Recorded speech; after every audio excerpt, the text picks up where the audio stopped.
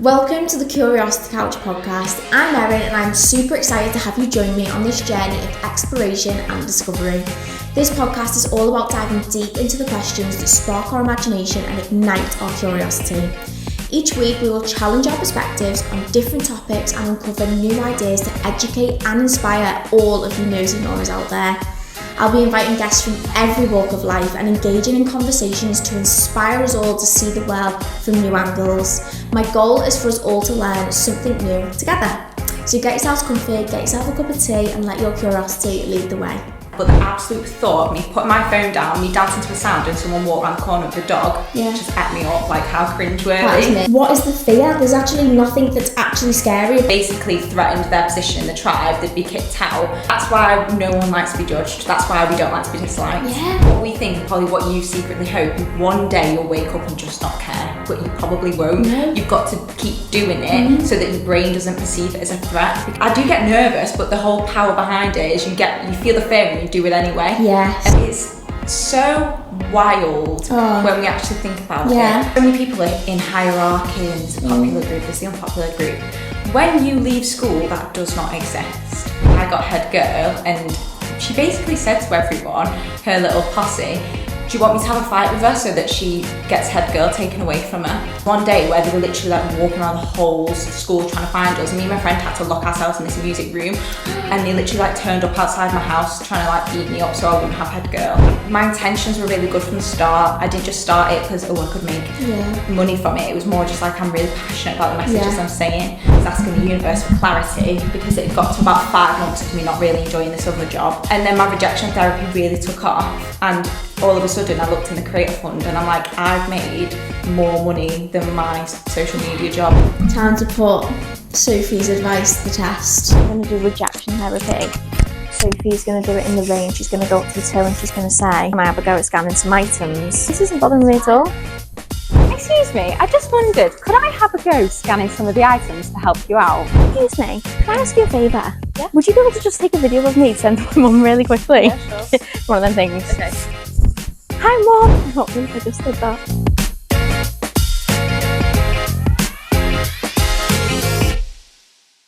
Hi guys, on today's episode of the Curiosity Couch we had the lovely Sophie Jones, or you may know her as the girl who walked around the shops with green face paint on, asking people to video her doing silly dances, or even just going up to somebody in a chippy asking to warm up a microwave meal using their microwave.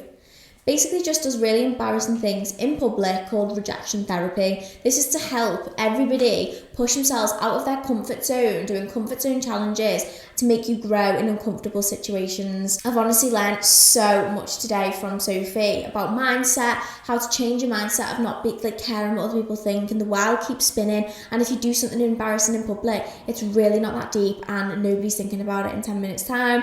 The world keeps spinning and you're not going to die at the end of it, basically. We even went out into the public and I actually did my own little comfort zone challenge, which was absolutely massive for me, and I'm honestly just feeling so inspired and brave right now, the fact that I've managed to do that, which is just something that I would never have done before. So without further ado, I really hope you enjoyed today's episode. Make sure to like, comment and subscribe for more future videos, and remember to send any questions or dilemmas to my DM on Instagram. So Sophie, tell us a little bit about yourself, how you've got to doing all of the things that you do on TikTok, what made you start TikTok, everything like that. So I started on TikTok just over a year ago and I'm really passionate about self-development, mindset, because I used to struggle with my own mindset. So I started just posting every day, like a daily positive reminder, which then led into me wanting the next challenge in my self-development journey, which was to try rejection therapy. So I literally just documented it as a whim on my TikTok and it just completely blew up. And now I am known for doing rejection therapy videos on TikTok and I do all these wild, crazy things.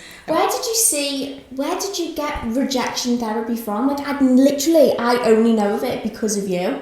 And when I've said to people oh yeah, I've got Sophie Jones coming on the pod, and they're like, oh, who's that? And the girl who wears green face paint to the shop, oh yeah, I know who that is. It's you genuinely are known for rejection therapy. But I feel like you've made that because I didn't know, I've literally never heard of it. Is it an actual thing, or have you just came up with it? It is a real thing. So, have you heard of exposure therapy? Yes. So I'd heard of exposure therapy, and it all started because I went to the park to try and film a TikTok dance, and nobody was around, but the absolute thought of me putting my phone down, me dancing to a sound, and someone walked around the corner with the dog just ate me up, like how cringeworthy. That is me. So I'm talking to my TikTok going, should I do exposure therapy? Because I knew that if you do something repeatedly, you become desensitized to it, because you basically just have to prove to your brain that it's not actually scary.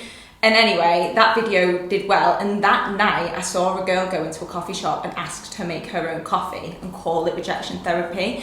And I was like, that, hats off to you, girl, because that is cringeworthy to me. So the thought of it cringing me made me think, right, well, you've obviously got some resistance there, so give it a go. So I just researched it, and it is a real thing. There's a TED talk on it of this guy who did it for 100 days for his career, and he completely changed his mindset and completely excelled in his career just by purposely getting rejected every day for 100 days.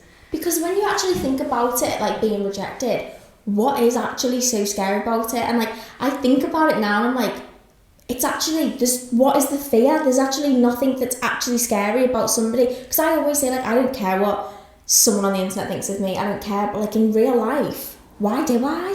It's because it's so fascinating, but it's an evolutionary thing. So our brains don't want to be disliked. Our brains want to be accepted and fit in. And it's because we grew up in tribes. When humans became a thing, we were in tribes. So if anyone did anything that was basically threatened their position in the tribe, they'd be kicked out.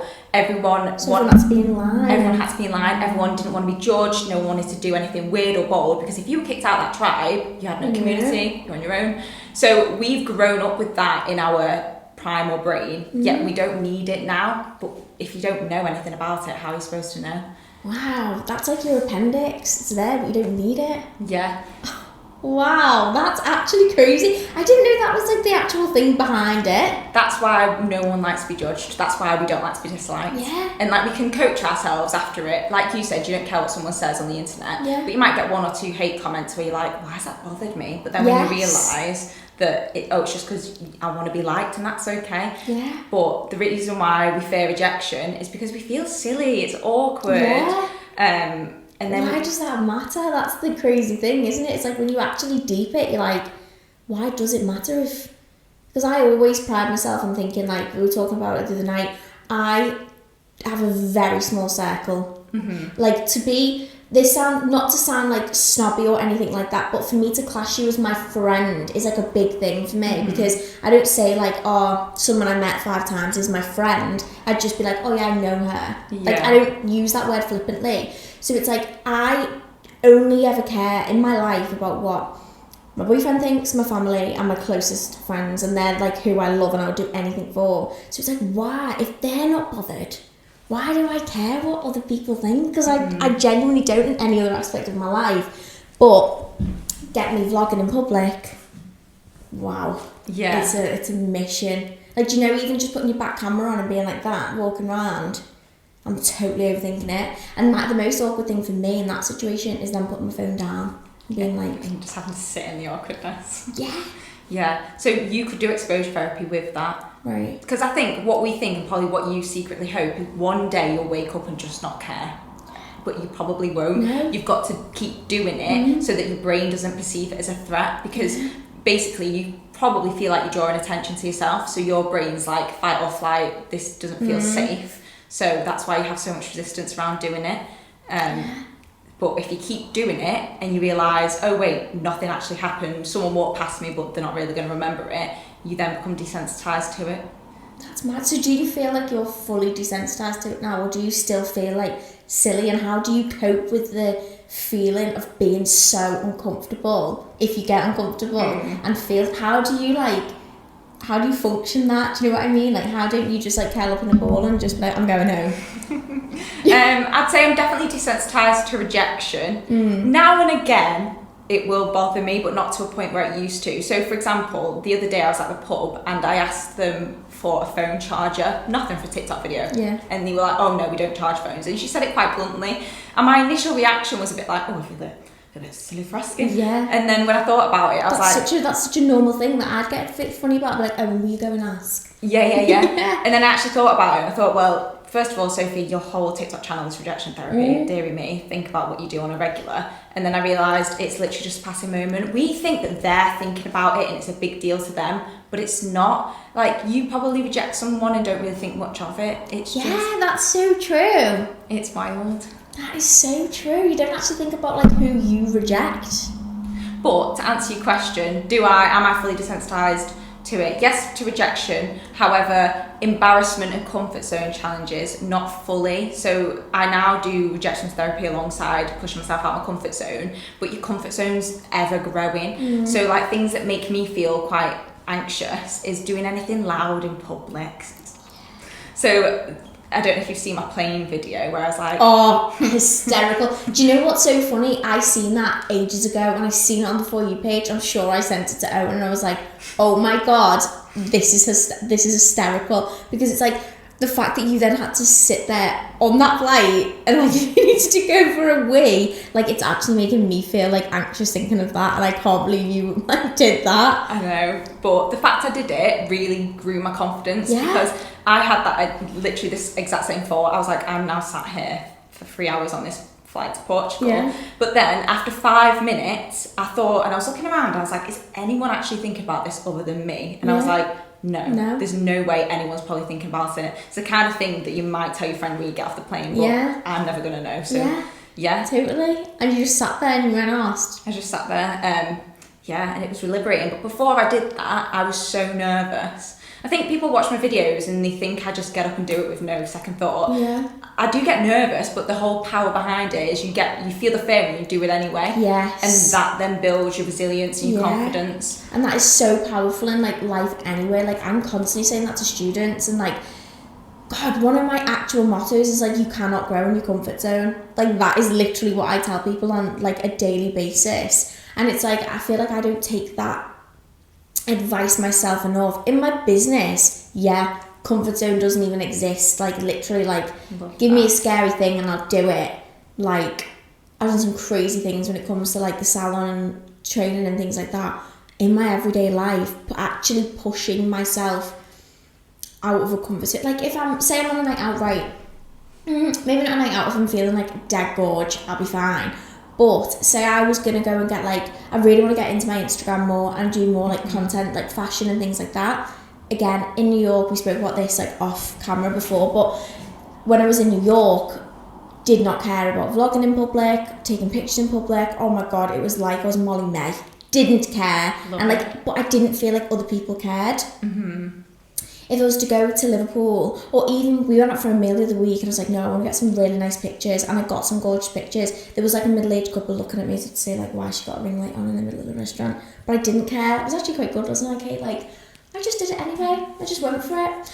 But if I was to go into Liverpool and just start posing in the middle of the street, or in London, you know, like when you see people getting gorgeous pictures on like the side of the road, Livy Roberts for example, like she just gets pictures anywhere. Love that. I just can't do it. I just really overthink it, and this is what I want to do today as well. It's like actually do something that's gonna really freak me out. So we were looking, and on your very first TikTok video, that was the 27th of January 2021. We've done stalking. We are stalkers. But it was a get ready with me, and for a while all of your videos were very TikTok-y, like singing, dancing, everything like that. And then it wasn't until the 11th of May 2021 that you actually started speaking on your stories. So like it took you like a good couple of months. I was kind of the same, to be honest, but like what made you actually start TikTok back then that was literally just get ready with me, things like that? Like what made you go into it? Oh, I love that. Even I didn't really know that. But I think when I first started, I had no followers and it was just for my friends. I didn't ever think it would become a platform that I'd actually regularly post on. It was more just like, oh, I just want to give it a go. So that's why there's a few like lip syncing videos and just little challenges with my friends and stuff. And then, did you say my first speaking video was 2021? Yes, 2021. So it was the same year, but like a couple months after. Yeah. Was it like an inspirational video? Yes. Yeah. Because we gathered this, so like your first speaking videos were like motivational, like self-love, everything like that, like esque videos before any of the rejection therapy started? Because you actually didn't start rejection therapy until this year, is that right? Yeah. So I trained as a life coach. Did you? Yeah, which just is so transformational. Like, I'm so glad I did it. But because I used to really struggle with my own self-worth, mental health and all that stuff, I then started going on my own self-development journey, and it got to a point where I was like, I actually think I'm quite good at this. Like, what I've learned, I know can help other people. And I'd heard of being a coach. So it's basically where you coach someone to help them with their own mindset, but I didn't know how to do it, so I did a course on it, and it was like a proper lengthy course. It was about 12 weeks, and then became like an accredited life coach. But what you learn doing a life coach is the exact same as a mindset coach. So that's when I started to go on a business adventure to market myself as a mindset life coach. And wow, that's actually so interesting. I did not know that. I don't think I've ever actually spoken about it. That's mad. So where did you find that course? Like, was it online or? Yeah, it was with the Coaching Masters, if anyone's heard of it, but they were so good at selling it, and their stories were really, really good. But they had all this success of being a coach and stuff. And I was only 20 years old at the time. So I used to think, like, who's going to have me as a coach? I'm 20 years old, call yourself a life coach. What life experience have you got? But it's something anyone can learn. And I knew that I'd changed my own mindset enough that I could help think people. that's such a myth as well. And I think that goes into a lot of aspects of life, is like, oh, you're too young.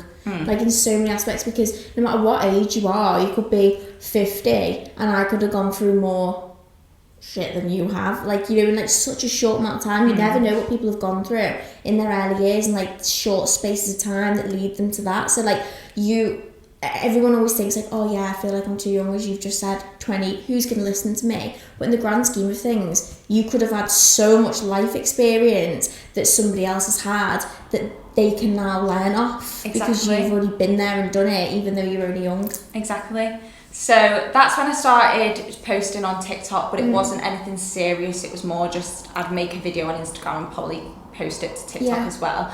And then I think it fizzled out. And then it wasn't until August last year, me and my boyfriend broke up, and I thought, I've actually got nothing to lose now. I had this overwhelming intuitive feeling to start posting on TikTok and take it seriously, do it every day. And I also had quite a small circle, so I thought, I've got no one toxic judging me, cares, no boyfriend, I need someone to clearly take my mind off everything that's going on. So I just committed to it, and I'm glad I committed to it. Do you feel like you held back from doing it because of your ex-boyfriend? Probably to some extent, nothing to do with him personally, but I think you become quite complacent, and it's easy just to be comfortable with your life. But when you're forced into uncomfortability, like a breakup, that's when your brain starts thinking, right, what can I do to pull myself out of it? So as hard as the breakup was, I don't think I'd be where I was if it wasn't for the breakup. I feel like we've had very similar paths with this whole thing, because that's exactly the same as what happened to me. Like, I was with my ex-boyfriend from a very young age, and I felt like so dependent on him for my happiness, and like, as you say, being comfortable. And then when we broke up, I was like, oh my god, nothing worse can ever happen to me, I'm never going to be happy again, I was going to marry him, blah blah blah. And now I look back and I'm so thankful for that situation, because I wouldn't have any of this without that breakup. And it's like, now that I've got Owen, it's like nothing could make me feel embarrassed with him. Do you know what I mean? And do you feel like that with your boyfriend? Like, you wouldn't be embarrassed doing like the most stupid stuff, like, I don't know, well, your comfort zone challenges, would you not be embarrassed doing that in front of him, like you're totally comfortable? Yeah, for sure. I think he's been so supportive, because we got together when I had 800 followers. Really? Yeah, and obviously now I've got nearly 200,000. So that's crazy. He's literally been there throughout, and I really feel like when someone starts to become successful, it shows people's true colours. Without a doubt. Yeah, you probably have experienced that. But he's never given me an ounce of jealousy. If anything, he's like, rather you than me. The thought of him being in the spotlight, he hates it. But he's been nothing but supportive. And obviously, the things I do are wild. You know, wild things in public. And as much as they make him cringe, he's always happy to film me if I ask and stuff like that. Whereas with my ex-boyfriend, no offence, he would hate what I'm doing right now, because he was so the opposite of me, very shy, very lovely but shy, and he would have hated what I do now. So I think Owen's exactly the same. Like, Owen would be like egging me on to do it, whereas my ex would have been like, oh no, Erin, no, like, don't do that. Nothing against him for that, but just people have different tolerances to that sort of stuff, don't they? But I think it is so important that you have like people around you that support you, and I feel like what you said about success bringing out true colours, I feel like that's in relationships, friendships, everything like that. Like, people can say they want you to do well, but I see straight through that. And I can, like, when I went on my friend's podcast Oakley, and like she's like a perfect example of like, she's someone that genuinely wants you to do well, and you can just like, you can see it. She doesn't care if somebody's got more followers than her or anything like that. Like, she genuinely wants you to thrive and succeed. I'm the same as that, but you have, and Kate's exact same as that for me. Like, Kate's always treated like my business like hers. Like, there's no like, it's total just like egging each other on. And that's why I keep my circle small, because I've had friends in the past where as soon as you see you doing well, that's when people start to back off or make digs, and they're like, oh, I can't believe you've done that. Or like when you start talking on your Snapchat, when I started talking on TikTok, I always think it shows people's true colours when you're embarrassed in front of certain people. Do you know what I mean? Like, I have a friend, it's like in high school, you have certain people. I feel like that is what the younger generation is actually scared of, is that people in school are going to laugh, are going to judge, you're going to be mean, and school is like that, unfortunately. But they're always the people that just are so irrelevant when you leave, and like, I just think mean people get nowhere in life. No, like, school is so wild when we actually think about it. And it was wild when we were in school, let alone now with like TikTok and all this. It's scary. But so many people are in hierarchy, and there's a popular group, there's the unpopular group. When you leave school, that does not exist. But your brain can't really gather that doesn't exist anymore. And it was a few years after I left school, and I was walking to the shopping centre, and I walked past a group of people, and my anxiety spiked. And it's because, like, high school, you'd walk past a group of people, well, for me personally, you'd walk past and they might laugh at something, and you think, oh God, are they laughing at me? And I walked past this group of people, and they were laughing, and I just clocked myself, and I thought, you don't know what they're laughing at. The reason why you think they're laughing at you is just a trauma response from high school. Like, you're not in high school anymore. It doesn't exist. And now it doesn't seem to bother me anymore. But yeah, hierarchy isn't a thing when you leave, apart from like bosses. But even then, humans are humans. That's like mutual respect, and if there's not that, you're not in the right place. But I do think that, because we've all had them experiences in school. Like, I feel like every school has like the mean group, and that you're just like, oh my God, I certainly did. And like, now it's like, I wish I could go back to younger me, or tell like people who were having a shit time in school. Like, I've got clients whose kids are having horrible times in schools, and it breaks my heart, and I just want to go in and be like, listen, yous are all going to be so irrelevant in a couple of years. Watch who you're being mean to. Because so many people, as soon as you start doing well as well, they'll be like, oh my God, congratulations, like, I hope you're doing well. Do you know what I mean? Like, I just think, be careful who you mean to, because you don't know who you'll need in the future, for one, and two, just don't be a dick. Do you know what I mean? Like, I look at people now that I was genuinely not even like, I was scared of them. Like, do you know, like, being scared of like being beat up? Like, I've never been beat up, but like, genuinely scared that in high school someone was gonna like corner me or meet me at the back gates after school. It's like, oh my God, what are you doing now? Where did that get you? There was this one girl in high school who absolutely was gunning for me, and I got head girl, and she basically said to everyone, her little posse, do you want me to have a fight with her so that she gets head girl taken away from her? Like, how wild is that? And then she where were her parents?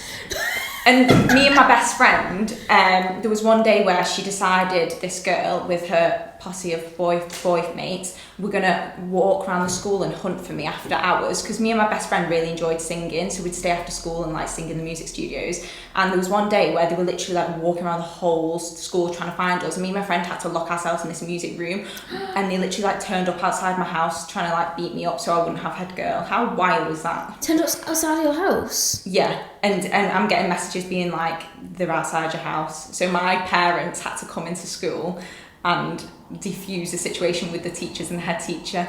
But how wild is that? What kid? I just think that's just like, God, my mum always used to say to me, if I find out you've ever been a bully, that's the most disappointed I will ever be in my life if you're like that. And I think I'll be exactly the same with my kids. Like, if I found out one of my little brothers were doing that, or I don't know, I just think it's just crazy that kids actually have that mentality and that have been brought up to think that that is okay. Like, that is so intimidating, so scary. Like, and when you actually think, I know when you're in high school, like, I certainly did think that I couldn't get any older, and that I was like such a big girl, and like I knew the world, like everything like that. But I look at my little brother now, who's in like year 10. I think he's in year 10, yeah, and he's a baby. Like, he's so small. Well, that's it, isn't it? It's just so sad. You forget that hormones were a huge factor. Massive, yeah. I went on contraception implant at the end of high school, and it absolutely like messed my mental health up massively. Really? Which is a whole reason to what ended up leading my mental health going down. But if that hadn't happened, I wouldn't be here right now. Yeah. But yeah, we are just kids, and at 15, 16 is such a weird age, because you are a child, yet you're expected so much of. Expected to know what you want to do after school. Do you want to go to uni? Do you want to do an apprenticeship? I honestly remember sitting there thinking, oh my God, like, what do I want to do? And I still feel like that now. Like, there's so much pressure. How old are you? 22. 22, same age. So, like, I feel so much pressure sometimes to be like, right, okay, next year I'm going to buy a house. And then Owen said to me the other day, because I was stressing out about it, and he's like, Erin, you're 22. Like, take a breath. You don't have to have everything now. Like, chill out.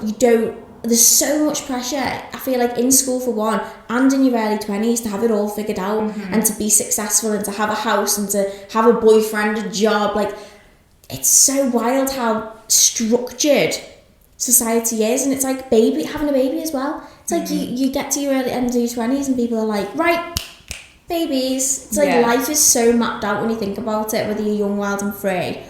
It's like life is mapped out, and it starts from school at an early age of like messing you up. And I think that's why so many people do struggle when they leave, because you don't know what you want to do. Yeah. How are you supposed to know? It's society, it's the matrix, the government. Like, you don't have to do a plan that everyone else wants you to do. Yeah. And I think that's why I think this is why a lot of people struggle in their 20s with the mental health and stuff, is because they have all these societal pressures to be at a certain stage. But everyone's path is different for a reason. 100%. And I just think the universe has it mapped out for you, and what's meant for you will find you. But it's like, I don't know, I spoke to somebody really successful a couple of months ago, and I said to him, like, God, why don't they teach this in schools? Like, why don't they teach us what ICE is to save our money in? Why don't they teach? And he said, because they don't want you to know. Because they need a certain form of minions to keep everything running. And it's like, it's scary when you actually think too deep into it, isn't it? Yeah. So do you think all of that has led you to your rejection therapy? Yeah, for sure. It's in everything that's happened in the past and stuff. Yeah, like what you said about the people like in school, like the horrible people, like you just said. Do you reckon they've fueled this to like not care? Because obviously you said you were singing and stuff, and they'd make mean comments. Because like I remember in school, I'm trying to think, but like we used to dance, me and my best friend Fern, we used to like dance, and in primary school I used to dance all the time. I actually started this fundraising thing up, because, not to be morbid, but we lost one of my best friends when I was 9, and I started a dance club when I was literally in year 4, year 5, and it was called Dance Designers, and I got all of the younger kids in the school to come take part, and they pay like £2 a session, and it all went to Clare House. And at the end of the term, we'd all paint t-shirts and then perform it. You should have seen me. If there's a video, it would have gone viral. The facial expressions, the attitude, didn't care. I just thought it was the coolest thing in the world, genuinely.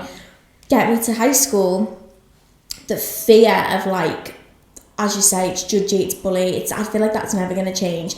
I think it's only going to get worse because of social media. But I think that is, I genuinely think that's a root cause for everyone in later life being so bothered about what people think. Because of how mean kids can be, do you think now that's sparked like almost like a fire in my belly? Yes, like a drive to be like, I don't care. Yeah, for sure. There's definitely aspects of it, because as someone who used to live such in hostage of what other people thought of me and dictating my That's moves such and a good stuff. way to put it. Yeah, then the fact that I could overcome it just then became really my passion mission, because if I can do it, anyone can do it, and it's just not spoke about enough. Totally. That's so powerful. We've already touched on, like, you started rejection therapy this year. So I can't remember if you told me then, what was the pivotal moment that you were like, I'm going to do this? Was it the breakup that you were just like that first day when you first did your ever first video? What was it? What was your first one? Do you remember? I think it was just me going for a little walk and me just vlogging my trip Yeah. on the walk. Just doing it? Yeah, like showing the flowers and Yeah. me walking. Yeah. So what made you that day, if you can remember, be like, I'm not going to care today and I'm really going to push myself and just do it?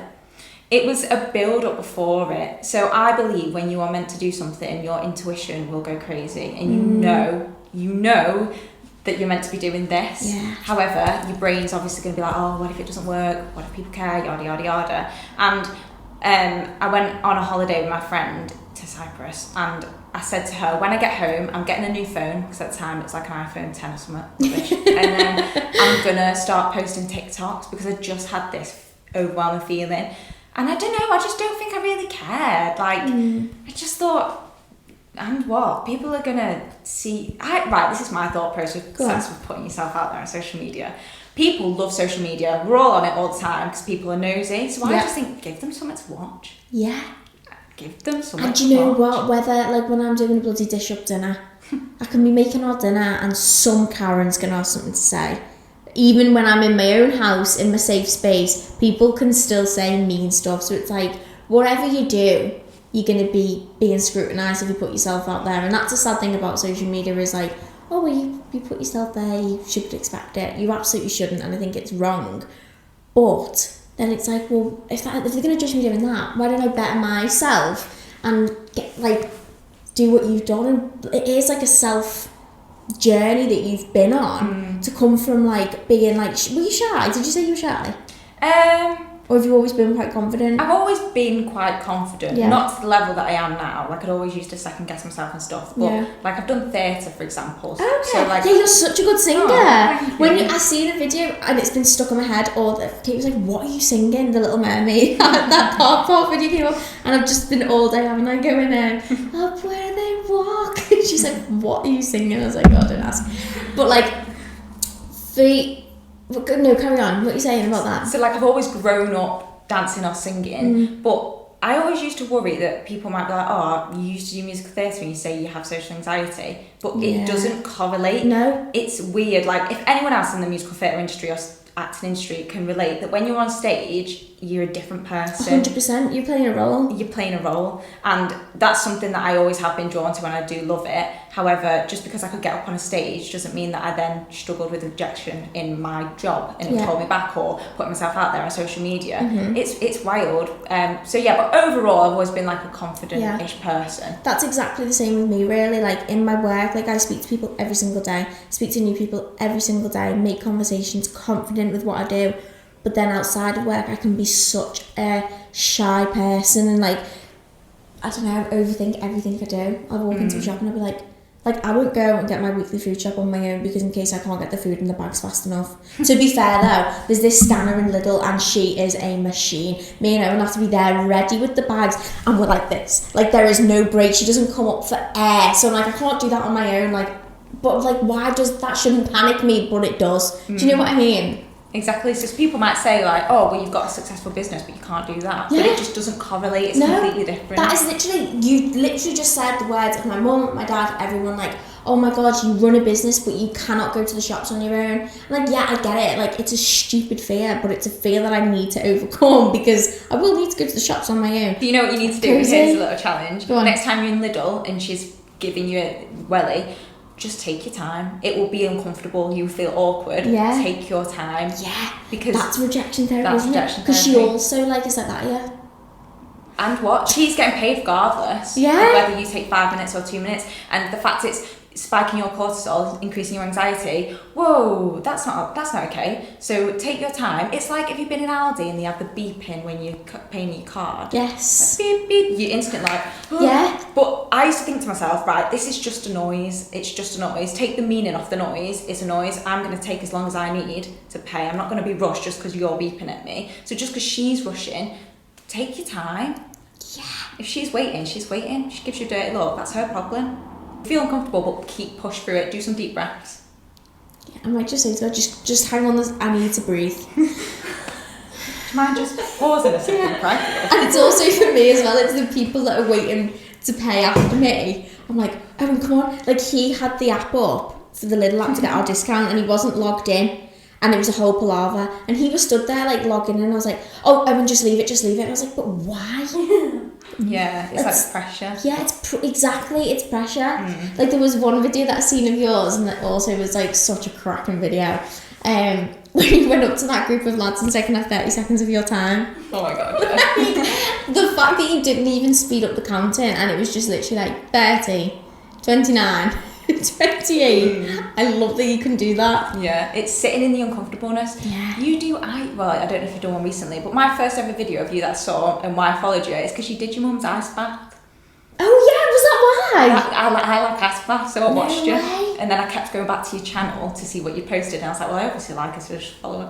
Oh, that's crazy. But anyway, you can do it. You've got the ability to sit in uncomfortableness because it's not nice, is it? Sitting in nice cold water. No. So it's the same thing when you're taking your time, scanning your shopping. Maybe I should start my ice baths again because it does make you feel so good. Isn't it good? Yeah. But like, it's like your confidence in the fact that, like, for anyone watching, before we came on camera, Sophie came in with like the most ridiculously sized rucksack, like a travel sized rucksack. I didn't think anything of it. I genuinely thought like, oh, she's brought a ring light.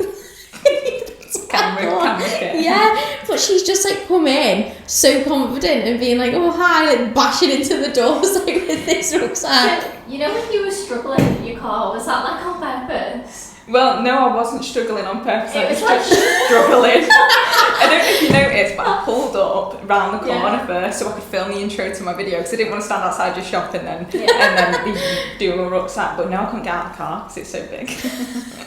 That's how I was like, geez, the hands. Yeah, see, and do you know what? Like, even like the fact that like you've come in, right? That is amazing to be able to do that with people you've never met. Like, this is why I wanted to get you on, like, because I really want to be able to do that. Because, like, even after you'd finished and you're like, oh, I just need to, like, outro the video, like, oh, I couldn't keep a straight face. That makes me feel so uncomfortable pulling my camera out. And it's for no reason. Even when I was at that spa day the other week, I didn't get any videos, which is the most ridiculous thing because I was surrounded by TikTokers who video for a living. I was still like, oh, I can't vlog. I just couldn't do it. It's like, I don't understand what that mental block is. Because everyone there, we all do the same thing. Nothing's embarrassing with that. It really makes me feel so uncomfortable. What would you say the mental block is? Like, what are you thinking when you've got that mental block? People thinking I'm stupid. And it might be like, not to get all deep, but it might be something that's happened like in your childhood that made you feel stupid, and then you're trying to avoid that feeling. Yeah. Do you know what I actually think it is? Oh, go on. Like, not to dislike my dad or anything, but do you know when people are like, ugh, YouTube? Or like, do you know, like, really like look down on things like that, like my granddad or something, like when you go in and like, oh, them jeans got holes in them for a reason, or, you know, like little things like that. Thinking of it, it's like the stupidity of like, oh, that YouTube was a job. Do you know what I mean? Yeah. Like, walking around videoing yourself. Oh, my dad will go like, hi love, like, do you know when I used to do it? And like, now it doesn't bother me, but like ages ago, that would have like really bothered me. Do you know what I mean? Yeah. I think that's what it might be. Would you feel more confident if you were vlogging in the street and you were feeling a bit nervous, but then someone came up to you and was just like, own it? Would you then feel more confident to go and do it? Because sometimes it's like the validation that we need from other people that it's okay to do it. And I think as well, it's like the fact that, like, as I said before, putting the phone down, which is the most ridiculous thing. Like, I wouldn't want to, it's like I don't want to be like fake in the sense of like, oh my god, like, come shop with me, and then walk around like that. Do you know what I mean? Yeah. own it. Own your decision that, yeah, YouTube, TikTok, it is a job. And so this is what I used to think. So many people would dream to be in this role. Yeah. You're in this role, so own it. But it is easier said than done. It's just action, so it's just practicing it more often. It's being in Asda thinking, I don't want to vlog, but pushing yourself. And it might be a bit awkward at first. Like, you might watch it back and think, God, I'm awkward. But the more you do it, the more you'll feel confident on camera. What's been your favourite or like your most embarrassing or comfort zone challenge that you've done? I get this question all the time. And I hate it because they all merge into one. My favourite ones, I'd probably say, are the ones where I've got a yes. So I went into a pizza shop and asked if I could make my own pizza. And did you? Yeah. Shut up. What else have I done? My favourite one's the microwave meal one. Oh, I love that. I actually did it in the chippy. I love that. What, you got a microwave meal in the chippy? Yeah, so I went into a microwave shop with my microwave meal, just like an appliance shop, and was like, oh, can you just microwave my microwave meal for me? And then he said, oh no, we can't, but there's a chippy over the road. So I thought, well, I'll just go. And he said, yeah, and did it. With the cardboard on, didn't he? Yeah, and just threw it in the microwave with the cardboard on, didn't pierce it. So I'm stood there for 3 minutes thinking, this is going to explode in the microwave. But bless him. No, that's so nice. It's hard for me to pick a favourite because they all bring me joy. Because as much as beforehand I can get a bit nervous or anxious, there's no video where I've left and think, like, I didn't enjoy that. Like, it always puts a pep in my step. It always makes me smile because it's liberating. When you do something that scares you, you will feel liberated after it. Totally. It's like the ice bath. You hate it in the moment, but afterwards you feel unreal. Yeah. Because also, I think, right, if a student asks me something or says like, oh, I don't know, I can't think of an example, but when someone asks me something that I think would make them feel stupid, I automatically just say yes because it's awkward for me anyway. So like, do you know, if you said to me, if I owned a chippy, like, can I put my thing in the mail? I'd feel awkward saying no. Yeah. Do you get me? So it's like a lot of people will actually say yes to things like that, just out of the pure thing of like, well, that's weird, why have you even asked me? I'm just going to say yes, do you know what I mean? Yeah. So yeah. That's a huge point. When I first started rejection therapy, I thought people would just say no. Like, I thought I'd walk up to someone in Tesco's and say, can I wear your shoes? And then just go, have you done that? No, yeah. I've done all sorts. Or going into a bed shop and saying, can I have a nap on one of your beds? I expect people just to be like, no, they don't. No one likes rejecting people. I don't think I've ever got a straight up no. The only time I felt very uncomfortable was when I asked for free petrol and it was a massive tumbleweed and she just gave me the dirtiest look I've ever received and she was like, why would you want to do that? And I was like, just asked. Oh no. And it made me shake and stuff, but afterwards I was like, well, I've done it. And when you're faced with the worst reaction, which is a dirty look and someone being a bit rude, and you survive, your brain will go, yeah, well, what else can happen? Because you survive. Your brain just always thinks you're going to die, basically. Do you do these things with with anybody, or do you sometimes just do them on your own? I do them all on my own. Do you? Yeah, there's somewhere I'm with someone because, like, I'm just with them at the time, so I'll go and do it. But I think it's important to do it on your own because you could be with Kate and you could go and do a silly dance in Asda. You might feel a bit awkward, but you're more likely to do it when you're together. That's the thing. You've got a comfort blanket when you've stopped recording. Yeah. But what on your own is the real challenge. So yeah, I do pretty much all of them by myself. But it's honestly life changing. Like, it builds your own confidence. Yeah. Like, I trust myself. Imagine. I know I can handle anything, but it's just because I keep putting myself. I love that. It's because I put myself in uncomfortable situations where it's horrible, it's embarrassing, but I didn't die, so I can do anything. And that's the worst scenario, you're dying. Yeah, and that's what your brain thinks is going to happen, but you have to just remind yourself you're not. You have started doing events, mindless events, empowerment events. Talk to us a little bit more about that, like what made you want to start them? So, and what is your goal with it as well? Yeah, so I've always wanted to do an in-person event, because as much as I love and want an online community, I think there's nothing quite like being able to talk with people. Yes. So it was something I wanted, but the thought of it overwhelmed me a little bit. Not the event itself, a venue, insurance, marketing the tickets. It overwhelmed me a little bit. But I put out to the universe that I do want to host an event. So anyway, a local town near me is called the Golden Square, and I film quite a lot of my videos there because there's a lot of people. So anyway, one day I went and I was doing some Irish dancing in front of everybody, put my phone off, and I'm walking away a bit out of breath, Next minute, there's this man in a business suit running after me, like grey hair, like skimming CEO, running after me going, is it Sophie, is it Sophie? And I'm like, oh, yeah, hi. And he shakes my hand and he goes, hi, I'm like the founder, the manager of Golden Square. And I think he's about to tell me, can you stop doing your videos here? So you like shitting yourself? Yeah, a bit anticipated, a bit anxious. Anyway, he was just like, oh, I just want to let you know that I love your videos and we want to try and help you in any way that we can. And he was saying there's some stuff I could do for him, etc., etc. And he says, what would you like help with? And I was like, well, seeing as you asked, I'd really like to host an event. And I think here would be a good venue because we can go around the town centre or wearing goggles or something and push ourselves collectively out. So he owns this entire place? Yeah. And he was like, I've been looking out for you because I've seen your videos. Wow, that's mega. I know. So anyway, he helped me find a venue. So I ended up doing like the workshop masterclass in like an upstairs of coffee shop. And then we all collectively walked around this town centre wearing goggles to push ourselves out of our comfort zone.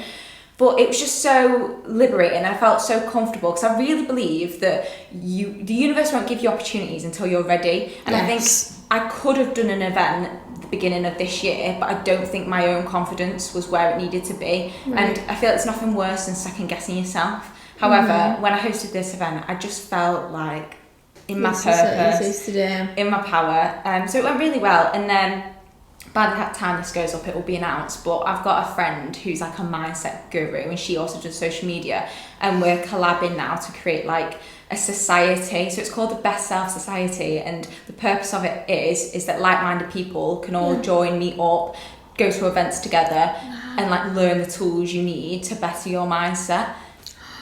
So we're launching that very soon. That's called the Best Self Society. So that's going to be events. So we're going to do that together. Oh my God. So are these going to be like events like you've just ran? Yeah. Like that, like... So is it more like a workshop, like you basically coach them and give them advice and things like that, and then you go and do something as well? Yeah. So we're going to do like retreats, abroad retreats. Oh, count me in. Yeah. Just because mindset, someone can decide to themselves they want to better the mindset. For example, you with your vlogging in public, you actively know I want to do it, but then how do you do it if you don't where'd know? you turn? Yeah. So this is why we want to host like regular meetups, workshops where people can pick and choose what they come to, and you'll learn something really valuable that you can then take and apply it to your own life.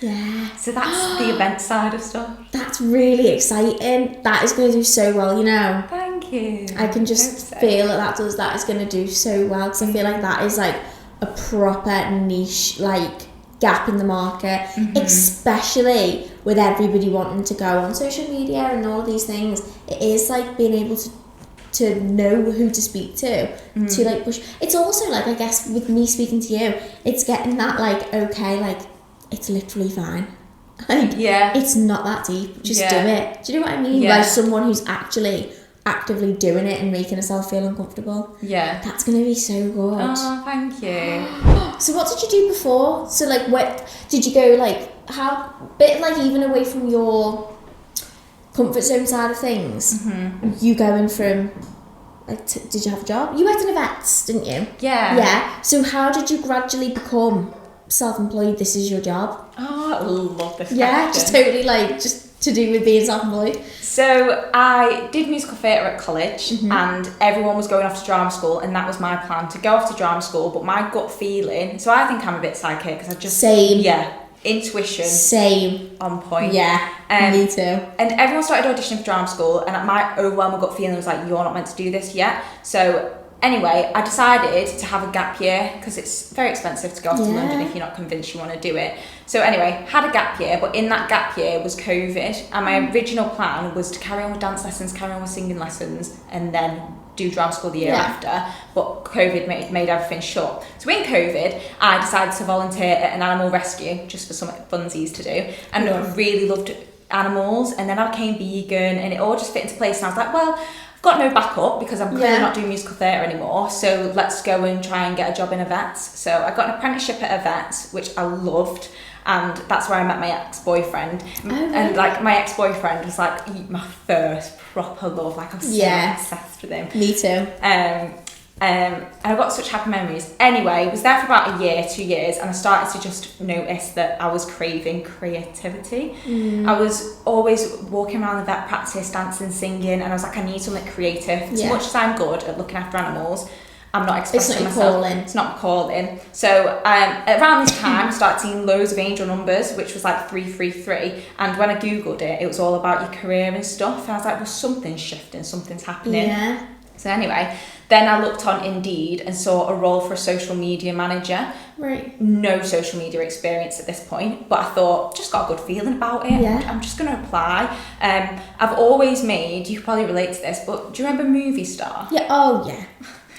And I'm gutted because my iPad mini, RIP to it, I can't get in. Oh no. And my video stars are all on there, and there are some cracking ones. Oh, I love that. Loved video That's so star. sad though. Yeah. Did you start a YouTube channel when you were younger as well? Oh yeah. Oh yeah. And my Snapchat private story. God, I reckon if I'd started my TikTok when I used to do my Snapchat private stories, I reckon I'd be bloody away with the fairies now. I've always done it, haven't I? I would be.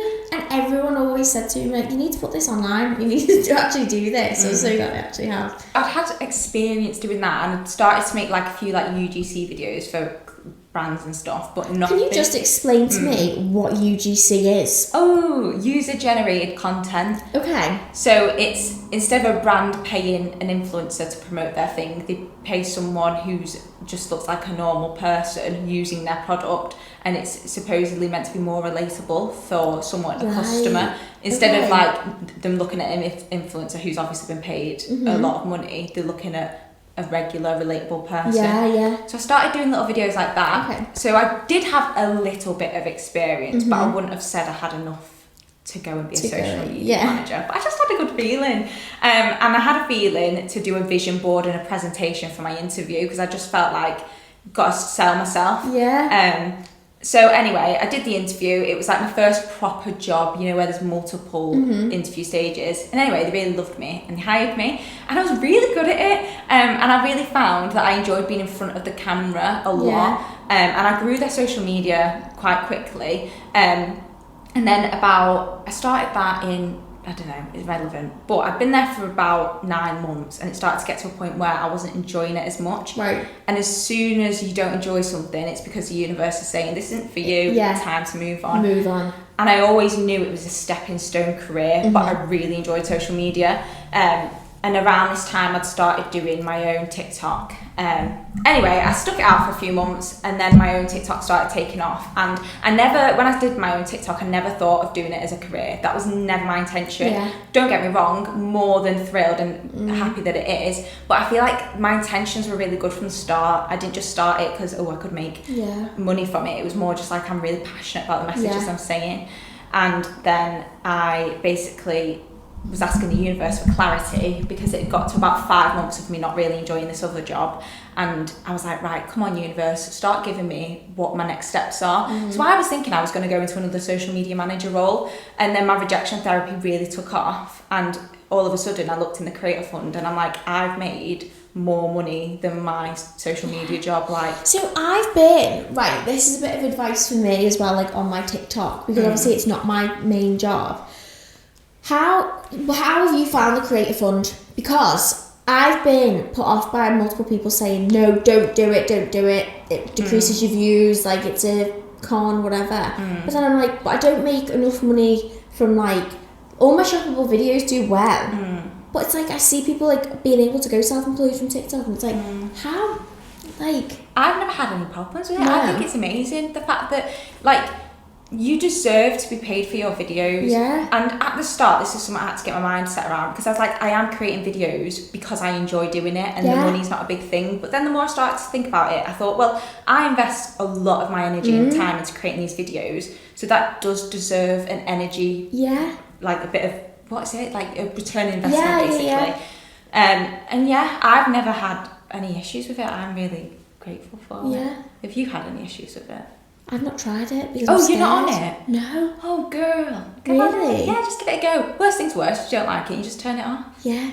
Give it a go. Someone told me that she went on it, and like then she started getting like 500 views because TikTok don't want to pay you. No, TikTok want to pay you. TikTok want your videos to do well. Yeah. Because they want people to stay on the app. Right. Millionaire by the end of the week. Create a fund, tick. I'm going to go on that. Do you have do you use like a certain strategy to grow your social medias? Or is it just kind of like you just post once a day, twice a day? Like, when I first started, I was just doing once a day because I thought it's better to be consistent with one rather than try and do 3 and burn out. Yeah. Ever since I've done it as like my full-time job, I now do 2 videos a day. And do you film them in advance, or do you film them on the day and post them? I try and film them a day before, so then I'm not waking up stressing thinking, oh, I've got no video. Because my videos are like your dish up dinner, so you can just put your phone down. You're going to have a dinner every day, whereas mine are comfort zone related, so I need to actively like go out the house and think of the idea and go and do it. So I do it a day before.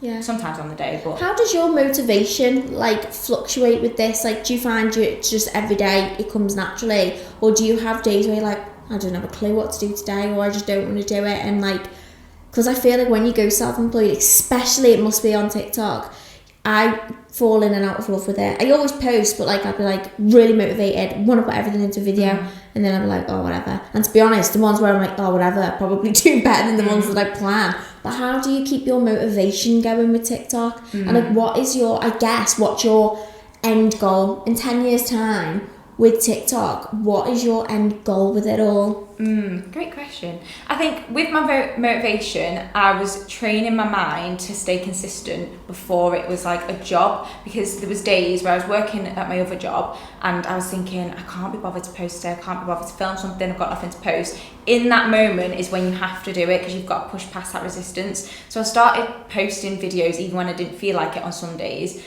And that kind of got my head in the mindset of like, you don't miss a day. I'm not saying you can't miss a day. No, but that's my issue, and I feel like I cave too quickly with it, and I'm like, oh, it's all right because they don't come up on everyone's For You page right now, and I really just like, I don't fight through that resistance. Yeah, but I suppose everyone's goal is different. So like, I'm not saying you're not passionate about it, but I'm really passionate about the messages I've got, and I know people are tuning in every day to my channel to see what I've done. So that's added motivation. Plus, I just think if you want something, you've got to work hard for it. And with everything, there's days where I feel really motivated, and there's days where I think the last thing I want to do right now is walk into Tesco's with a bright green face. Like, sometimes that's the last thing I want to do, but I just think, this is my job. How stinking lucky am I? And at least I don't have to go to a 9 to 5. Like, if that's what I have to do, then I'm doing it. Then I'm doing it. Get your bag, girl. It's like a mindset thing, I think. Just have to do. But there is some days where I just upload 1 instead of 2. Yeah. But I do 2 a day normally. Touching on your mindful events, what do you hope, and like, what is your goal with, what do you want people to take away from the events? What's your goal with, like, obviously helping people with the mindsets, but if I was coming to your event, what would be your goal for me to achieve by what you're delivering from the events? Oh, great question. The overall theme and hope that you take away is that you have more power than you think you do. I think I love that. A lot of us have a certain mindset, we feel a certain way, and we think, well, that's me, that's just who I am. But if you're not happy, you can change that. Yeah. You just have to put a bit of effort in. And totally. And it triggers some people. You know, a lot of people have gone through awful things, but you can turn your pain into power. You can turn it around. You've just got to want to. But there's a load of reasons why people don't want to. You know, change is scary, it's uncomfortable. Where do you start? It's overwhelming. But the best thing I'd say is just do baby steps. Like, when you know you can push yourself out your comfort zone, or whatever you know your mindset goal is, just, you get the feeling, do it. Just do it. You've got to honestly push through the fear, because it is scary, but that's where the growth is. That's where the growth is, 100%. Like, I was talking to Owen the other day, and it's like, do you know how you just said, like, oh yeah, that's me, and that's that. I'm not a morning person, right? I've tried, and I constantly say, it's just not me. So we were talking, he said, well, why don't you go to the gym in the mornings? And I said, Owen, I'm just not a morning person. He said, we'll go in the evenings. He said, oh wait, you're not an evening person either. And I was like, true. I was like, I'm not a morning, I'm not an evening. You've got a very small window in the middle of the day, which I'll be going to the gym in. And I feel like that is where I just need to stop genuinely being lazy, set my alarm and just be like, no, that's not who I am. Get up. Just get up. My PT said to me the other day, yeah, I've got a couple of 6 a.m. sessions. I was like, don't work for me, but it's not who I am, and I should like push through that sort of stuff. It's all about changing your beliefs. So you have beliefs about you. Yeah. Everyone does. It's the way we are, but you can actively change them beliefs, but you've got to do the action to change it. Something I used to do is just set myself little challenges just to prove that I can do it. So like next week, for example, this is an example, you might not want to do this, but say to yourself, right, just to prove to myself that I can do it, I'm going to get up 6 a.m. 3 times a week and go to my PT, just to say that I can do it. Just to prove to yourself. Yeah, and put no other meaning on it than just challenge yourself. Like I used to just do a week without social media just to say that I can do it, because then you're building your confidence within yourself as well. It's like you trust yourself as well. Like that's what I've got from this. Like you really, your mind's strong. I get that vibe, and like you really trust. Like what you said about like, for you it's such a young age as well to have gone to musical theatre school and everything like that, and actually trust your gut, which is a really hard thing to do, especially when you're young. Trust your gut to say, this isn't what I'm supposed to be doing right now. And imagine if you'd just gone with the norm, gone with like, no, I'm young, I go to church, I go to college, and then I go to university because that's what we do. If you'd done that, where would you be now? Exactly. Honestly. To be able to trust, and I think that's such a good thing to be able to do, is just be like, no, I know where I'm supposed to be. You are everything for yourself, aren't you? Like you're your main entity. Nothing else compares to how you view yourself. And moving on to something fun now, like a bit lighthearted. If you could add one fictional character to your life, to your daily life, what would it be and why? OMG, what a question. What a question. Any fictional character into my life, who would it be? I instantly thought Rapunzel off Tangled, just because she's so like positive vibes, ditzy, but then she's also got that bit of bad bee energy in her when she like hits Flynn with a frying pan. Get out my tower. I just feel like we'd be a good uplifting duo. Yeah. You'd help me, I'd help her. I could see you being Rapunzel. Yeah, and I'd tell her, you get out that towel, girl. Life's too short. Oh, I love that. That's such a good answer. Who would I have? Yeah, sorry, I'll ask it back to you. I don't even know. Do you know? Why did I instantly think of Gru from Despicable Me? Don't have an answer for that one. I'll have to think about that. It would be Gru. Yeah. Who's the first person that came to your head? It'd be Gru. What could Gru add to your life? Help me steal the moon. That is it. That's it. I don't really know why mine was Gru. I actually don't have an explanation for that. Okay. Next, quick fire. Tell me something totally unexpected about yourself. Oh God. That you won't, like, you might not have said before, like that I wouldn't know from watching your TikToks. Oh my God. I'm quite a messy person. Makes two of us. Yeah, I really find mess overwhelming, but I'm a clean mess kind of gal. Yeah. It's a bit unorganised, but yeah. Yeah, like if you've got a pile in the corner, you know what's in that pile. That's me. Right now, all my washing is just in piles in the spare room, but I know it's all there. Yeah, I'm working on it though. That's the one mindset thing I've not been able to hack. Same. Mess. Bad at it, but I'm trying. Time to put Sophie's advice to the test. We're gonna do a challenge. We're going to go out in the wilderness and do a real life comfort zone challenge. Yeah, okay. And I've got to try and do anything that you tell me to do. Cool. Yeah? Oh, you're going to have so much fun. Okay, let's do this. I think it's wild that you do this on your own. Like she goes into places and just does this on her own. Isn't it? Maybe I'll get something and then ask. Everyone has a great day. So, what are you going to do? Oh, great question. I honestly take my hat off to you doing this, you know, on your own every day. I just think that's actually insane. Thanks. It's so cool. But can you see how like there's no way you wouldn't grow by doing this every day myself? I can imagine the growth you'd have. Yeah. Like you can conquer the world. I know. I completely feel your anxiety. I do get what it's like. No one gets it as well. When you watch it back, you're like, oh, I could do that. I'm like, yeah. Could you? Could you really though? Put yourself in the situation and actually do it. We've decided we're going to do rejection therapy. Sophie's going to do it in the rain. She's going to go up to the till and she's going to say, can I have a go at scanning some items? I was supposed to do it in here, but I'm actually quivering in my boots. I just think that's so scary. It's just like, what if everyone's like looking, like everyone's like, oh. Yeah, no, And you just got to not care. But it can't hurt you. Like, it can't hurt me. People can look at you, people would laugh. Yeah. And it's not going to kill you. Exactly. See, it was more comfortable then. People walking past. This isn't bothering me right now. Exactly, it's great. Yeah, this isn't bothering me. This isn't bothering me at all. We're just on this tiny planet. Yeah. Just remember that. Right, let's go do it. Come on then. Oh, what do you reckon we do? Do you reckon we just hang back or what? you can wait at the door if you want. Just wait up there. Unless you want to witness it. Oh yeah, you wanted to witness it, didn't you? I've literally got second-hand embarrassment. Oh my god, I can't. Oh yeah. Excuse me, I just wondered, could I have a go scanning some of the items to help you out? No. Oh, okay. Oh, okay. No problem. Thank you.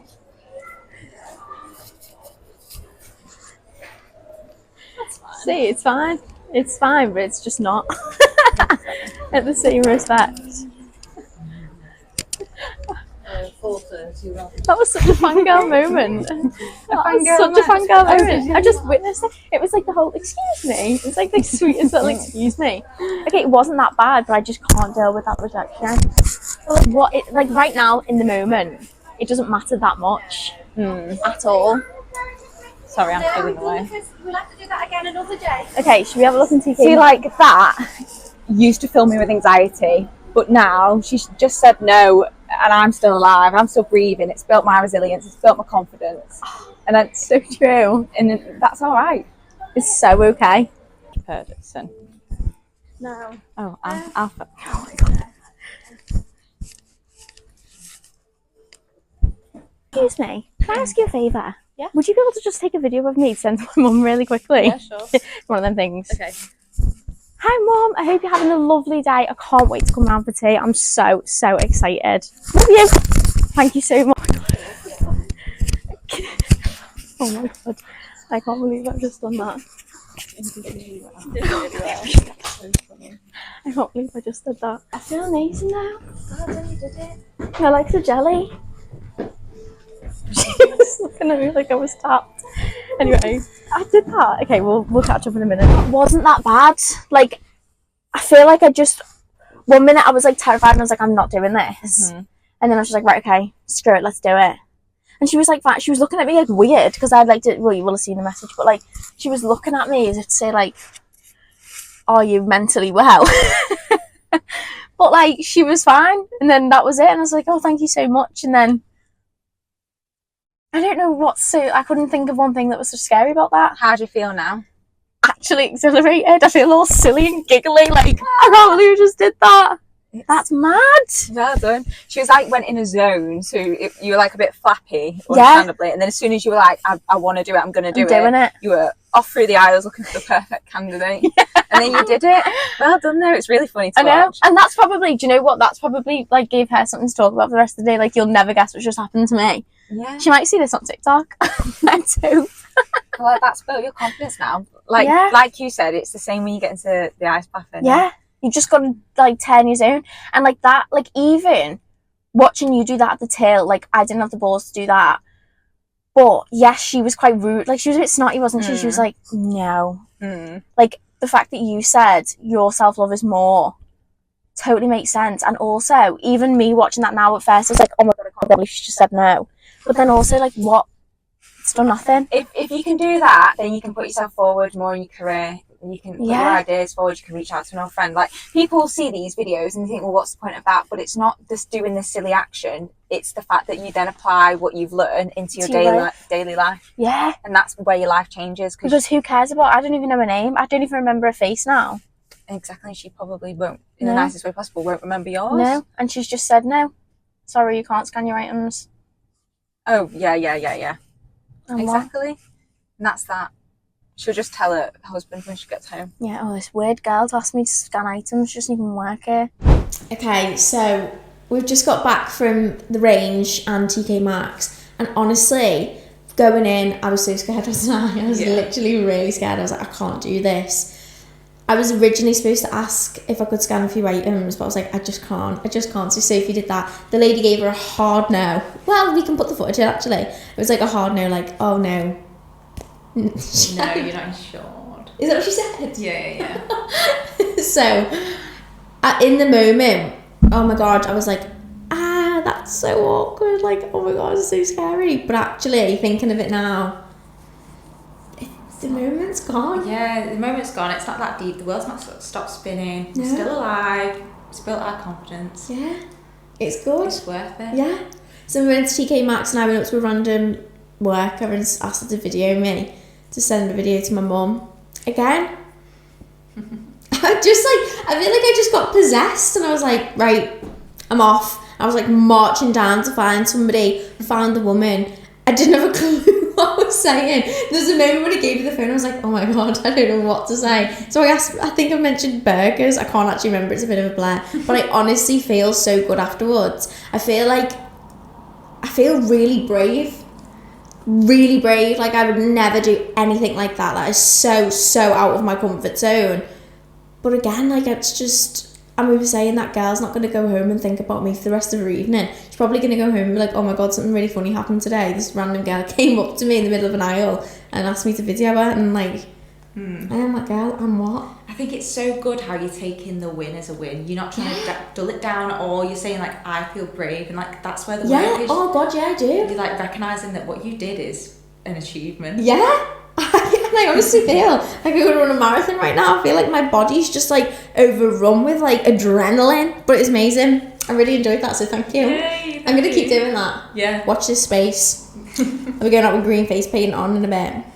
Do you know what? I've got a client now, and she's like so fashionista, and she dresses up in like the most wackiest clothes. She always looks fabulous. But like my mum was like, oh, I just don't think I suit a headband. And she said, if you put a headband on, Kath, and you like it, it's on top of your head, no one else can see it. I mean, you can't see it. So who cares if so-and-so walking past doesn't like your headband? You can't see it, but you like it, so that's that. It's so the same as like if I went out with green face paint. I can't see it. Yeah. So who cares? It is. I always think when I do something like that, where they can see it, like the green face paint, but I can't. I bet you forget. You forget. Yeah, I think it's always worse for the other people than me. Yeah. People don't look. People feel awkward. Yeah. Like the amount of silly dances I do on the street, and you expect everyone to be like, yeah. But no one does. They might give a little side eye because they're curious, but no one stops. Everyone feels too awkward to even look. Yeah. So just do it. Do it. Everyone challenge yourselves to do something that pushes you out your comfort zone. Amazing. I've really enjoyed this. So our last little segment of the podcast we're calling Educating Erin, and it's just basically giving me, what piece of advice would you give me based on our conversation today that you want me to improve on, and just advice that you'd give me to help me? I would say be kinder to Erin, like who you are, not who you are when you're at work, who you are when you feel the most comfortable. Be kinder to that version of yourself, and the little things you said earlier about saying like, oh, I'm so stupid, and little things like that. Be aware of what you're saying about yourself, because it does damage your subconscious mind more than you think. Like, hype yourself up a bit more. I love that. Oh my God, I love that. Thank you for having me on there. You're so welcome. I'm so made up that you're my first guest. Oh. I'm made up, so thank you so much. I've genuinely learned so much, and I feel amazing. Oh, that makes me so happy. So it's worked.